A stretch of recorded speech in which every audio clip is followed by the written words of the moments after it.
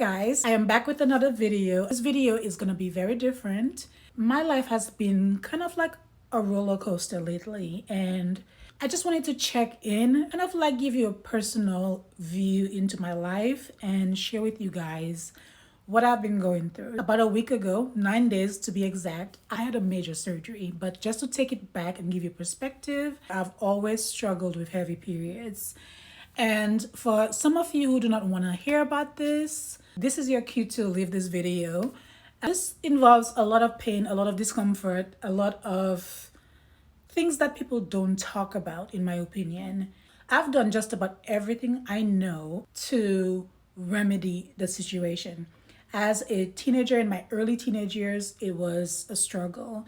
Growing up, I dealt with it because it was my normal, you know? As an adult, it did not get any easier for me. Years later, I discovered that I had uterine fibroids and heavy periods, or menorrhea. And the other thing is, I found out that so many of my peers have had a hysterectomy and people just don't talk about it. Uterine fibroids are no joke. And if you ever hear anybody talking about the ailments that they have and the challenges that they have, it is 100% real. I went through the motions for a very long time, and as of December of last year, I had a major episode that basically led me to the emergency room.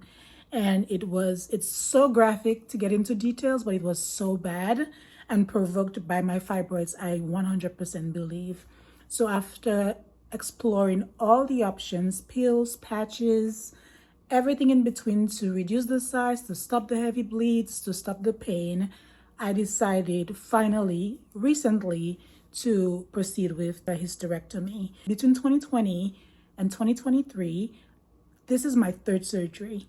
I found a mass in my breast in 2020, right when the pandemic hit. That was the most awful feeling, I thought, till I had to go through this. In 2022, last year, I had to do hernia repair. Out of nowhere, I had an issue with my hernia. And now I just did the hysterectomy. So like I said, my life has been a roller coaster, and I've just been trying to adjust as best as I possibly can. So it is 9 days today since my surgery, and I'm doing pretty well. I feel like things could be worse. So I do have a very positive outlook on things, and I am grateful. And I feel very blessed to be here talking to you guys, honestly. And yeah, so if you have any questions, feel free to ask me. I will answer as best as I can.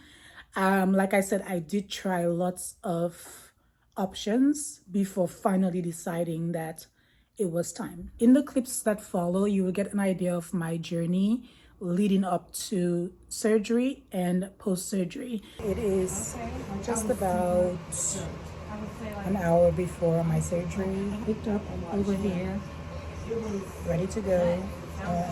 Is it scary? Yes. But just thinking positive thoughts and just getting ready to get this over with. It's definitely a journey, and I look forward to better days of less pain and discomfort, and just the struggle has been real. So yeah, should take about an hour, 2 hours.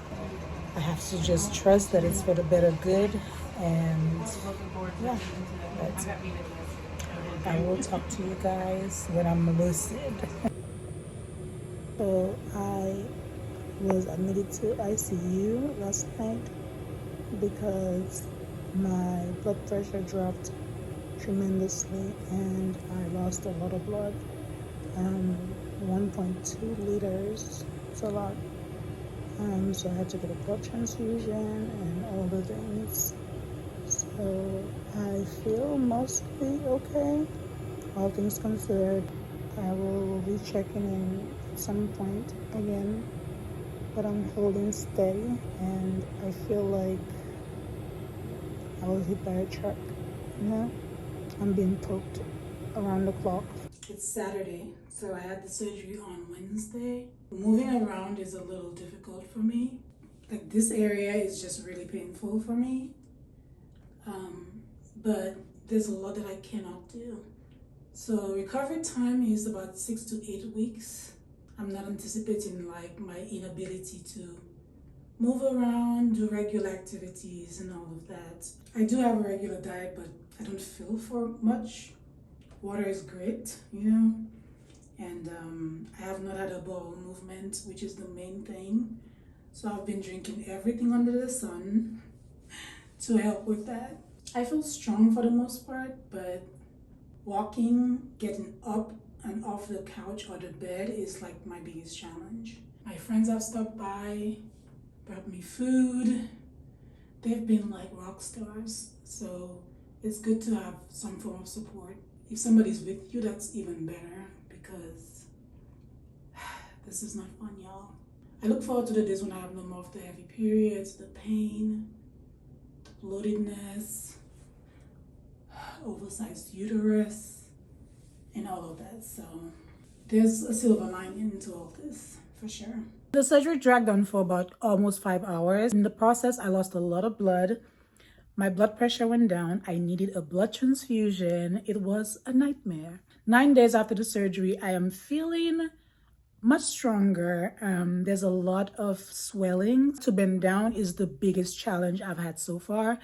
And also, like, the initial few days, moving around was my biggest obstacle. They removed basically everything, but they did keep my ovaries to help with my hormonal balance, because typically what happens is whenever they remove the ovaries, it tends to catapult you immediately into menopause, and we're not trying to do that. So the incision is about 6 to 8 inches, pretty large, basically a C-section. I accepted my decision once I made it to have the hysterectomy, but post-op, it still takes a little bit of getting used to emotionally.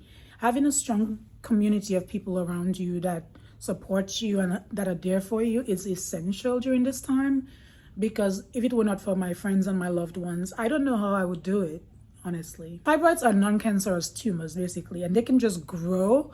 There's no real cause or reason why they grow, where they come from, as far as I've researched.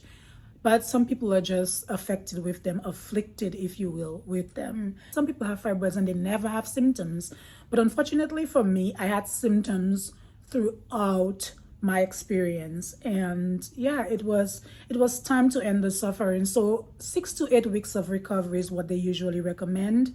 I look forward to seeing how I feel in like 6 to 8 weeks. I will no longer have a cycle, which I'm not mad. My most common symptoms were extreme abdominal pain, heavy bleeding, frequent urination, because I later found out that the fibroids were pressing on my bladder. It just depends. Like I said, some people never experience any symptoms with fibroids, and other people have a very hard time. The next chapter of my life is just accepting that it was necessary and moving on. When I held onto my uterus, I was like, just at least weighing the possibility of one day potentially becoming a mom. But it's not something that I yearned for. Like, I know some people, my friends, my family, who absolutely had to have children. So I don't feel like it defines me. And I'm still very much myself, just without a few parts, you know. They had to preserve a little bit of the cervix because of the complication of my surgery. But my uterus is gone. I'm still processing. If you or anyone you know has had a hysterectomy, how did they adjust? Is there anything you recommend? I'm still in full-on recovery. It's been very hard. So yeah. Anyway, thank you for listening. If you made it this far, thank you as always for watching. Don't forget to like, share, and subscribe. And I will talk to you guys in my next video. Bye-bye.